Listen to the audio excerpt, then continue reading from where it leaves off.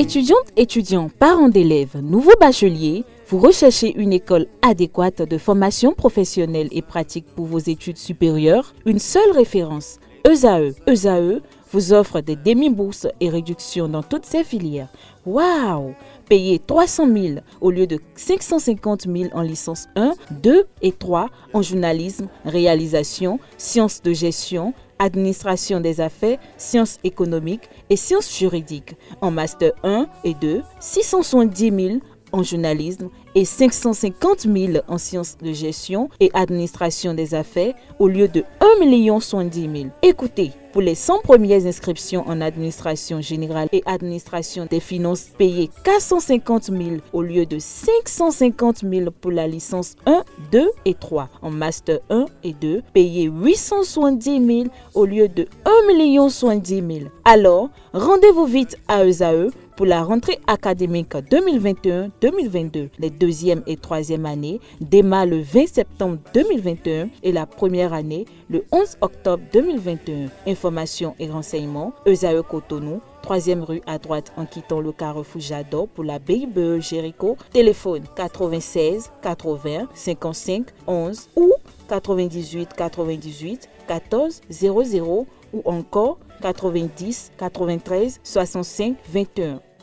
ESAE, l'excellence à un an. Mesdames et messieurs, bonjour et bienvenue sur Free Sport de ce mercredi 10 novembre 2021. Les écureuils du Bénin ont poursuivi hier la préparation du match contre les Baréas du Madagascar, comptant pour la 5e journée des éliminatoires de la Coupe du Monde Qatar 2022. La séance s'est déroulée à huis clos. La presse a été cependant autorisée à couvrir les 15 premières minutes.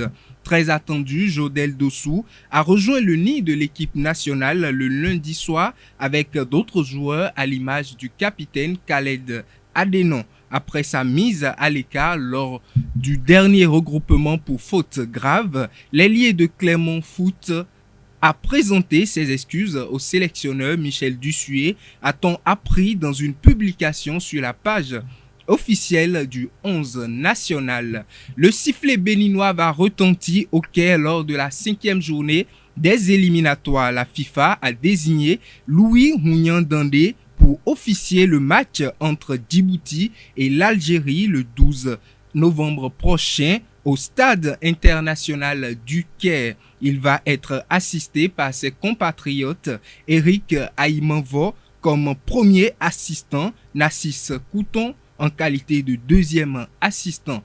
Mohamed Issa est l'arbitre de réserve. Le quatuor arbitral béninois a rallié la capitale égyptienne dans la nuit d'hier.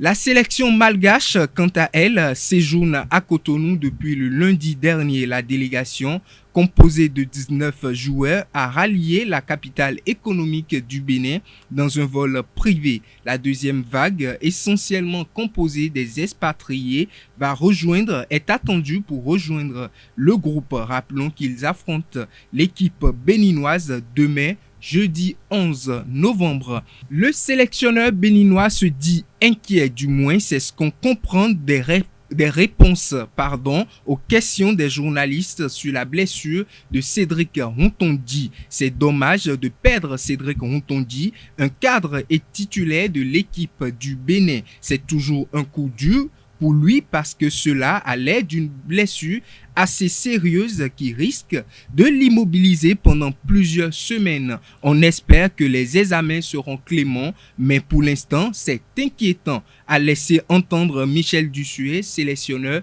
de l'équipe béninoise.